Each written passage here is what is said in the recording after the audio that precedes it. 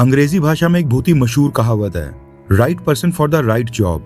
यानी जिस व्यक्ति का जो काम करने की क्षमता होती है उसको ही वही काम करने देना चाहिए। या फिर ये कहना गलत नहीं होगा कि किसी भी व्यक्ति को उसकी औकात से बाहर का काम कभी नहीं देना चाहिए। लेकिन ये चीज शायद से यूएस प्रेसिडेंट डोनाल्ड ट्रंप भूल गए थे। इसीलिए डोनाल्ड ट्रंप ने भारत को साइडलाइन करते हुए ऐसे व्यक्ति को टास्क दिया जिसके लिए रिजल्ट लाना उसकी औकात से बाहर लग रहा है। डोनाल्ड ट्रंप ने पाकिस्तान के कहने के ऊपर अपने बेटे की शादी में जाना तक कैंसिल कर दिया था, लेकिन कुछ फायदा नहीं हुआ। वर्ल्ड न्यूज मिडिल ईस्ट में ईरान कॉन्फ्लिक्ट, भारत अमेरिका से संबंधित हमने आपके लिए छांटकर काफी सारी लेटेस्ट ब्रेकिंग न्यूज कवर की हैं। जल्दबाजी में आप ये सारी वर्ल्ड न्यूज या फिर करंट अफेयर्स मिस करने वाले थे एंड ये आपको और कहीं नहीं मिलेंगी, इसलिए वीडियो को एंड तक देखिएगा। ईरान के साथ पीस डील साइन करवाने के लिए डोनाल्ड ट्रंप एडमिनिस्ट्रेशन ने जब पाकिस्तान को इन्वॉल्व करने का फैसला किया होगा, उस समय ट्रंप के मुंह से फील्ड मार्शल आसिम मुनीर की तारीफ के सिवा और कुछ नहीं निकलता था।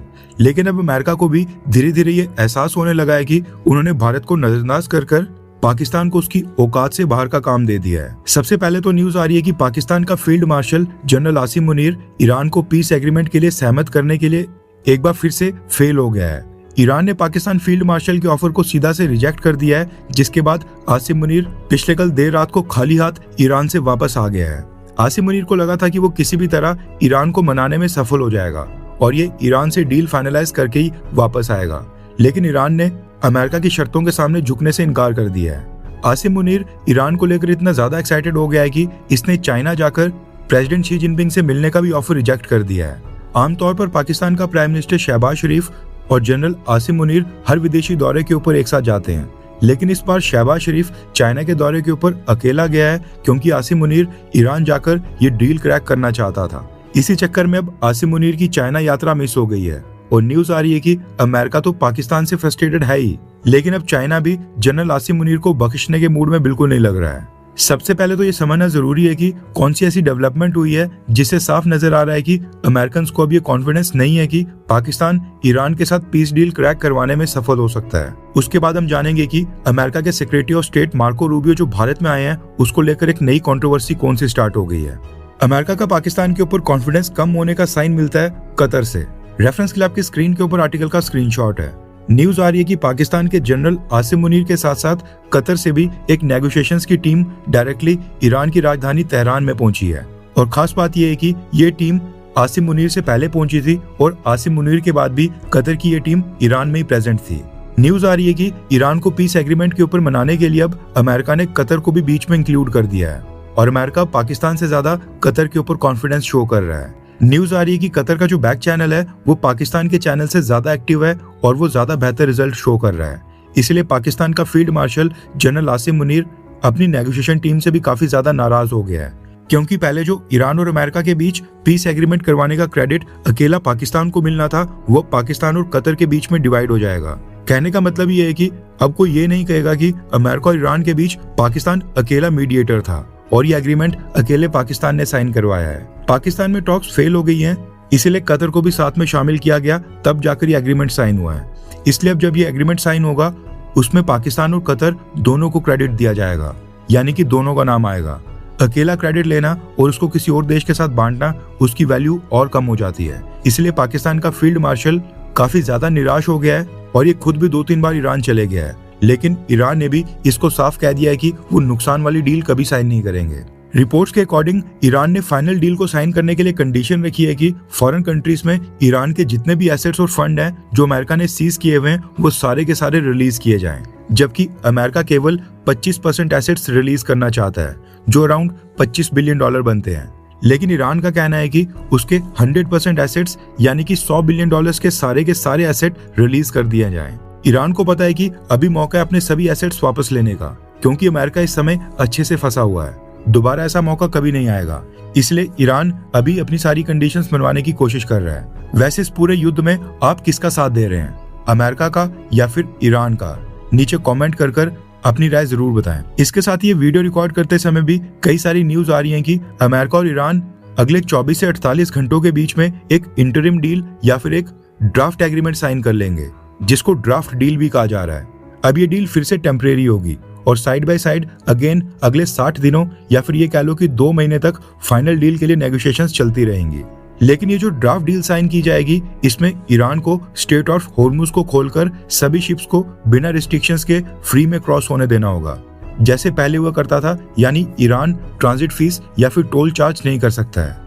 बदले में अमेरिका पहले फेज में ईरान के 25% फंड्स यानी कि $25 बिलियन के एसेट्स को रिलीज करेगा। इसके साथ ही जो स्ट्रेट ऑफ हॉर्मुज के अराउंड अमेरिका की नेवी है, उसको भी अमेरिका धीरे धीरे वहां से रिमूव करेगा, यानी कि अपनी डिप्लॉयमेंट को रीजन से कम करेगा।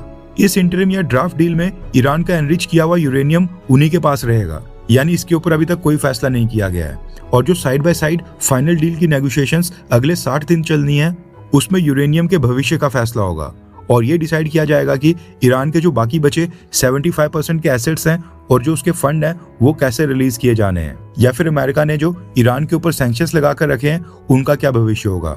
अभी ये ड्राफ्ट डील भी साइन नहीं हुई है और इसके लिए हमें और भी वेट करना पड़ेगा, क्योंकि इसको लेकर यूएस प्रेसिडेंट डोनाल्ड ट्रंप की तरफ से कुछ स्टेटमेंट आ रही है, व्हाइट हाउस कुछ कह रहा है और सामने से ईरान की तरफ से कुछ और स्टेटमेंट आ रही है।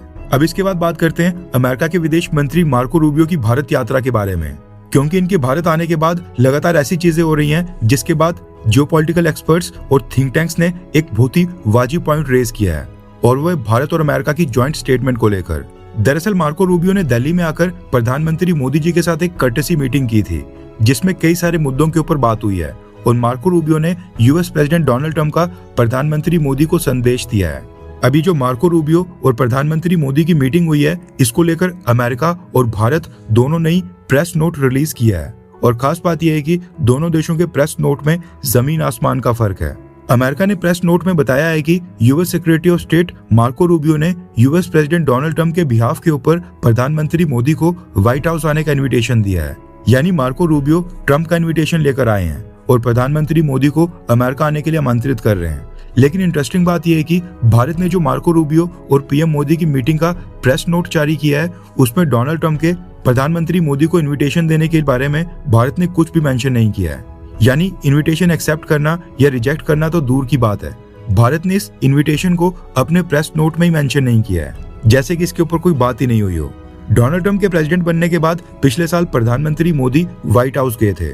वहां पर पीएम मोदी ने डोनाल्ड ट्रंप को क्वाड समिट अटेंड करने के लिए भारत आने का इन्विटेशन दिया था, जिसको डोनाल्ड ट्रंप ने उस समय एक्सेप्ट भी कर लिया था और कहा था कि वो भारत आने के लिए लुक फॉरवर्ड कर रहे हैं।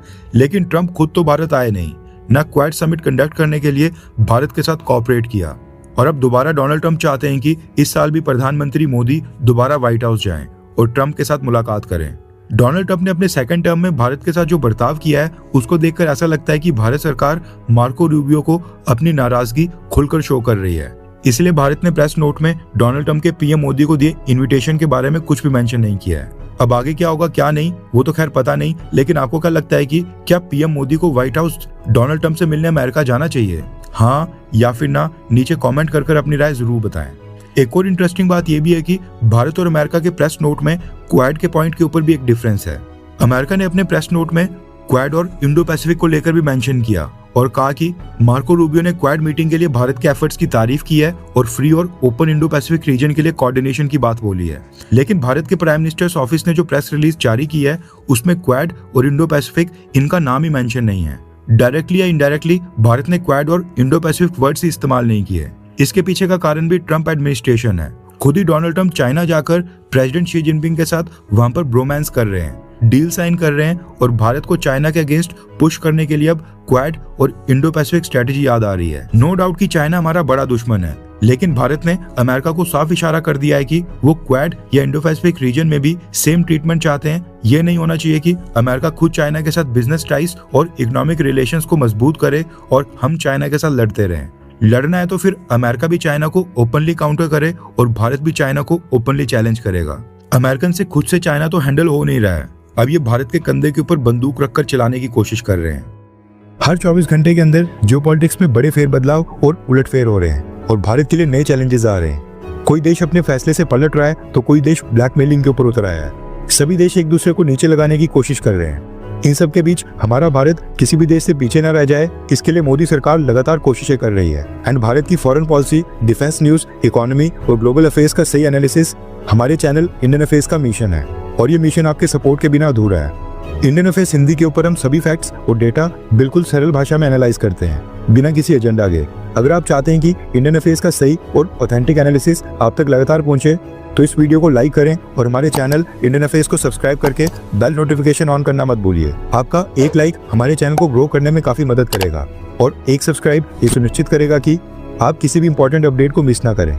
अगर आपने हमारे चैनल को पहले से सब्सक्राइब किया है तो दिल से धन्यवाद। जय हिंद, वंदे मातरम।